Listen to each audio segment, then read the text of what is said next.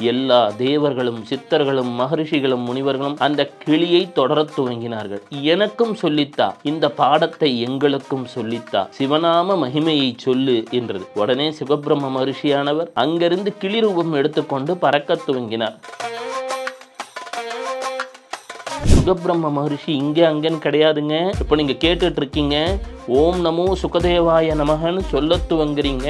உங்க வீட்டிலே கிளியின் சத்தம் கேட்க துவங்கலாம்.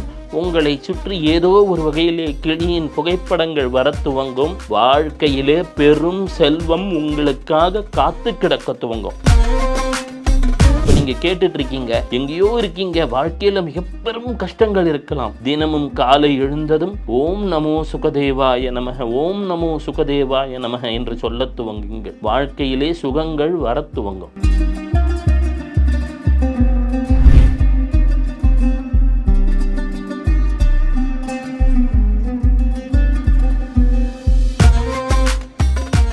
வெள்ளைக்கொம்பன் விநாயகனது பேரொரு கருணையினாலே நமது ரியல் ஒன் ஆன்மீகம் நேயர்கள் அனைவருக்கும் பணிவான வணக்கங்கள். ஐயா, எங்க போனாலும் இந்த 2 கிளி பொம்மையை தூக்கிட்டே போறீங்களே, பலருக்கும் கேள்வி உண்டு. என்னை பல்வேறு நிகழ்ச்சிகளிலே கண்டவர்கள், ஐயா இவர்களின் மகத்துவம் என்ன என்று கேட்டதுண்டு.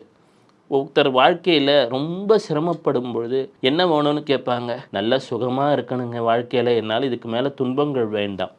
அதே போல் ஒருத்தருக்கு நோய் நொடி வந்தால் சுகமாயிடுச்சுங்களா அப்படின்னு கேட்கறது ஒரு வழக்கம். ஜாதகத்தில் 4ஆம் இடம், அதாவது மாத்ருகாபாவம், அம்மாவை குறிக்கக்கூடிய இடங்க. அதற்கு என்ன பெயர்? சுகஸ்தானம் அப்படின்னு பேர். அப்போ வாழ்க்கையில் எல்லாரும் தேடக்கூடிய ஒரு விஷயம் சுகம். அப்போது 4ஆம் இடம் நன்றாக இருந்தால்தான், அந்த சுகம் இருந்தால்தான் 10ஆம் இடம் என்று சொல்லக்கூடிய கர்மஸ்தானம் நன்றாக செயல்படும். உங்கள் ஜாதகத்தில் காலபுருஷ தத்துவப்படி 10ஆம் இடம் மகரம், சனீஸ்வரருடைய வீடு. சனீஸ்வரர் நீங்கள் செய்யக்கூடிய கர்மா. உங்கள் செவ்வாய் என்பது உங்கள் தாய் தந்தையர் வழியாக வந்த ஜெனட்டிக் கர்மா. அப்போது என்ன ஆகும்? இது ரெண்டும் ஒரு சிங்கரனைஸ் ஆகி இணைந்து செயல்பட்டால் வாழ்க்கையிலே ஒரு பெரும் வெற்றி, ஒரு பெரும் முன்னேற்றம் வருகிறது. இதற்கெல்லாம் நான் யாரை தேடுவது? பல்வேறு பரிகாரங்களை செய்தேன். இதற்கு மேல் எங்களிடம் பரிகாரம் செல்வதற்கு கூட ஒரு வசதி இல்லை என்றெல்லாம் புலம்புவதை கேட்டிருக்கிறோம். அனைவருக்குமே ஒரு கண் கண்ட மருந்தாக உடனடியாக உதவக்கூடிய வகையிலே இருக்கக்கூடியவர் ஸ்ரீ சுகபிரம்ம மகரிஷி. நம்ம நிறைய பேர் கிருஷ்ணர் கதையெல்லாம் படிச்சிருப்போம். இந்த கிருஷ்ணரது கதைகளை உலகத்துக்கு வெளிப்படுத்தியவரும் இந்த ஸ்ரீ சுகபிரம்ம மகரிஷி என்று சொல்லக்கூடிய வகையிலே கிளி வடிவிலே அமர்ந்திருக்கக்கூடிய இந்த பெரும் பரம்பொருள் தான். ஒரு முறை நமசிவாயம் என்ற அந்த வார்த்தைக்கு, பஞ்சாட்சரத்தை பற்றி நம்ம சொல்கிறதுனா ஒரு நாள் போராதுங்க, ஒரு வாழ்க்கையும் போராது, பல்வேறு யுகங்கள் தேவை. பஞ்சாட்சரம் அவ்வளவு சிறப்புடையது. அந்த பஞ்சாட்சரத்தை பற்றி சிவபெருமான் பராசக்திக்கு எடுத்துரைத்து கொண்டிருந்தார். அன்னை பராசக்தி கேட்டார், ஐயா எனக்கு நீங்கள் பஞ்சாட்சரத்தை பற்றி எடுத்து சொல்லணும். நமசிவாய என்ற அந்த பெரும் மந்திரத்தை பற்றி சொல்லுங்கள். பஞ்சபூத தத்துவத்தையும் உள்ளடக்கியது என்று சொல்கிறார்களே, அதை பற்றி எங்களுக்கு எடுத்து சொல்லுங்கள் என்று சொன்னார். சிவபெருமான் சொல்லிக்கொண்டே வந்தார். அன்னை பராசக்தியானவள் சிவபெருமானின் குரலிலே மயங்கி சற்று கண் அயர்ந்து தூங்கத் துவங்கிவிட்டார். அப்போது ஒரு கிளி சத்தம் போடுது அப்படின்னு. உடனே சிவபெருமானின் பார்வை அந்த கிளியின் மீது பட்டது. சொல்லுப்பா, உனக்கு என்ன வேணும்? ஐயா இன்னும் சொல்லுங்க. சிவாய நமக, சிவாய நமக என்று அது அந்த கிளி சொல்ல துவங்கியது. ஒரு தடவை சிவசிவானாலே கோடி புண்ணியம்.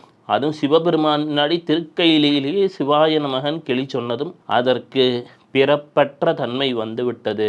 பஞ்சாட்சர மகிமையை உணரத் துவங்கி விட்டது. ஒரு கிளாஸில் எல்லா பசங்களும் தூங்கிடுவான். ஒரு பையன் பிரைட்டாக எல்லாத்தையும் நோட்ஸ் எடுத்துடுவான். நோட்ஸ் எடுத்த பையனை எல்லாரும் எனக்கு அந்த பாடத்தை சொல்லித்தாங்கன்னுவாங்க. எல்லா தேவர்களும் சித்தர்களும் மகரிஷிகளும் முனிவர்களும் அந்த கிளியை தொடரத் துவங்கினார்கள். எனக்கும் சொல்லித்தா, இந்த பாடத்தை எங்களுக்கும் சொல்லித்தா, சிவநாம மகிமையை சொல்லு என்றது. உடனே சிவபிரம்ம மகரிஷியானவர் அங்கிருந்து கிளி ரூபம் எடுத்துக்கொண்டு பறக்க துவங்கினார். பறக்க துவங்கிய சுகபிரம்ம மகரிஷி சேலத்திற்கு வருகிறார். இன்றைய சேலம், அன்று ஸ்வர்ணபுரி. ஸ்வர்ணபுரிக்கு வருகிறார். அங்கே வந்ததும் ஊத்துமலை, அது என்ன ஊற்றுமலை, அது ஏன் ஊற்றுமலை? சிவநாமத்தாலே செல்வங்கள் ஊறிய மலை. அங்கே உட்கார்ந்து கொண்டு அவர் சொல்லத் துவங்க அகத்திய மகரிஷி முதல் அனைவரும் கேட்கத் துவங்குகிறார்கள். அங்கே சுகபிரம்ம மகரிஷிக்கு முருகப்பெருமானின் பேரருட்கருணையும் சிக்கிவிடுகிறது, சித்தித்து விடுகிறது. அப்போ முருகப்பெருமான் மகிழ்கிறார். சுகபிரம்ம மகரிஷியை பல்வேறு நிலைகளிலே ஆசீர்வாதம் செய்கிறார். இந்த சுகபிரம்ம மகரிஷியானவரின் ஆலயம் நமது சென்னையிலே மத்திய கைலாஷ்னு ஒரு கோயில் இருக்குது, அங்கேயும் இருக்கிறார். அதே போல் கடலூரிலே தொட்டியம் பிலாலி என்ற பகுதியிலும் உண்டு. அதேபோல் நாம் சென்னையில் மற்றொரு ஏரிகாத்த ராமர் கோயிலிலே அரூபமாக இருக்கிறார். மேட்டூரில் தெத்தகிரிப்பட்டி எனும் ஆலயத்திலும் சுக்கருக்கான ஆலய நிலைகள் உண்டு. ஐயா, எங்களால் அங்கெல்லாம் போக முடியாதுங்க ஐயா. மலேசியாவில் கூட கோர்ட்டுமலை கோயிலுக்குள், கணபதி கோயிலுக்குள்ளே போகிறீங்க. போன உடனே பார்த்தீங்கன்னா அந்த லெஃப்ட் சைடு அந்த பிரகாரத்தை சுற்றி வரும்போது அங்கே சிவபெருமானின் திருமணத்தை கண்டு கரம் குவித்து மகிழ்ந்து கொண்டிருக்கக்கூடிய வகையிலே ஒரு கிளியின் உருவத்தை காண்பீர்கள். அதுவும் சுகபிரம்ம மகரிஷி தான். சேலம் மற்றும் இங்கே சென்னையில் ஸ்கந்தாசிரமம். அந்த ஸ்கந்தாசிரமத்தில் நாம் அப்படியே அந்த அன்னையை வலம் வருகிறோம். பிரத்யங்கராவை சுற்றி பார்த்தால் அங்கும் சிவற்றினிலே சுகபிரம்ம மகரிஷி அருளி கொண்டிருப்பார். சுகபிரம்ம மகரிஷி இங்கே அங்கேன்னு கிடையாதுங்க.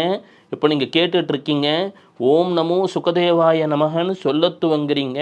உங்கள் வீட்டிலே கிளியின் சத்தம் கேட்க துவங்கலாம். உங்களை சுற்றி ஏதோ ஒரு வகையிலே கிளியின் புகைப்படங்கள் வர துவங்கும். வாழ்க்கையிலே பெரும் செல்வம் உங்களுக்காக காத்து கிடக்க துவங்கும். குபேரனே ஒரு முறை தன் செல்வத்தை இழந்து விட்டான். என்னன்னா, பெருமாள் போகிறார், நாராயணன், ஏழுமலையான், வெங்கடேசன் குபேரன் கிட்ட கடன் கேட்டு போகிறார். உடனே குபேரனுக்கு அகந்தை வந்தது. ஸ்ரீமன் நாராயணன் என்பதை அறியாமல் இருக்கிறான். செல்வ நிலைகளை இழக்க துவங்கி விடுகிறான். பிறகு சுகபிரம்ம மகரிஷியின் வழிகாட்டுதலின் பேராலே சுகபிரம்ம மகரிஷியின் அருளரை கேட்டு சிவ வழிபாடு செய்து மீண்டும் செல்வத்தை அடைந்தான். அப்போது சுகபிரம்ம மகரிஷியின் கருணையை தெரிஞ்சுக்கோங்க. நீங்கள் திருச்சுகனூர் அப்படின்னு திருச்சானூர்னு ஒரு ஊர் இருக்குது திருப்பதிக்கு போகும்பொழுது. அதன் உண்மையான பெயர் திரு சுகன் ஊர், அதாவது சுகபிரம்ம மகரிஷி தவம் செய்த ஊர். இப்போ நீங்கள் கேட்டுட்ருக்கீங்க, எங்கேயோ இருக்கீங்க, வாழ்க்கையில் மிக பெரும் கஷ்டங்கள் இருக்கலாம். தினமும் காலை எழுந்ததும் ஓம் நமோ சுகதேவாய நமக, ஓம் நமோ சுகதேவாய நமக என்று சொல்ல துவங்குங்கள்.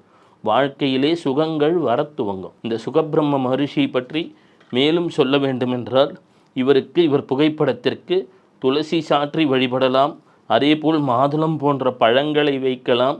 அவ்வப்போது நேரம் கிடைக்கும் பொழுது ஓம் நமோ சுகதேவாய நமக என்று சொல்லலாம். சுகரூபாய வித்மஹே சுபிக்ஷகாரகாய தீமஹி தன்னோ சுகபிரம்ம பிரச்சோதயாத் என்று அவ்வப்போது சுகபிரம்மத்தை நினைக்கலாம். தினமும் 108 முறையேனும் ஓம் நமோ சுகதேவாய நமஹா என்று சொல்லக்கூடியவர்கள் வாழ்க்கையிலே என்றுமே பொருளாதார கஷ்டம் வரவே வராது.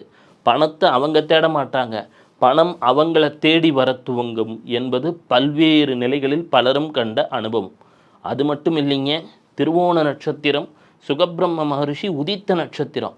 அந்த நட்சத்திரத்திலே அவரை நினைத்து மாதுளம் பழமெல்லாம் இந்த இதெல்லாம் தோல்வி தயிர் சாத அன்னதானம் தண்ணீருடன் கொடுத்தால் பெரும் பொருளாதார வசதிகள் பெருகும் என்பதும் சுகர் காட்டும் வழி.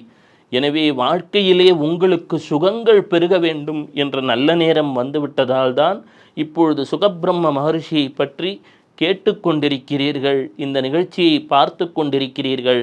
இனி சுகபிரம்ம மகரிஷியின் பேரருட்கருணையினாலே வாழ்க்கையிலே அனைத்து நலமும் வளமும் சேரப்போகிறது. சிவ சிவ.